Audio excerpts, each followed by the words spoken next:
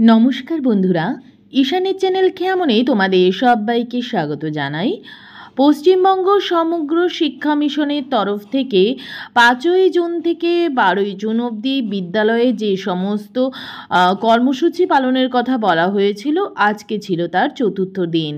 আজকে ফেলে যাওয়া বিভিন্ন যে সমস্ত প্লাস্টিকের জিনিস কন্টেনার থাকে সেগুলো এবং জলের বোতল এগুলোকে কেটে কিভাবে গাছ রাখার আধার তৈরি করা যায় বা টব তৈরি করা যায় তা আজকে দেখানো হয়েছে এবং এর মধ্যে গাছ বসিয়ে সেটা বাচ্চাদের হাতে তুলে দেওয়া হয়েছে।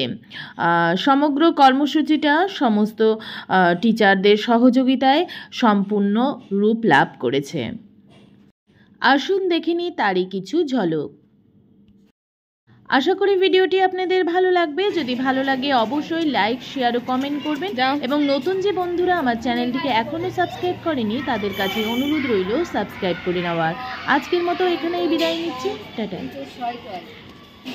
কম্পোস্ট সার মানে আমাদের রান্নাঘরে সবজি কাটা, আমাদের যা জিনিসপত্র ফেলে দিই আমরা, সবজি প্লাস্টিক নয় কিন্তু প্লাস্টিক বাদে যা ফেলে দিই আমরা, সেই সমস্ত জিনিস যেগুলো পচে যায় সেই সমস্ত জিনিস এখানে জড়ো করা হবে।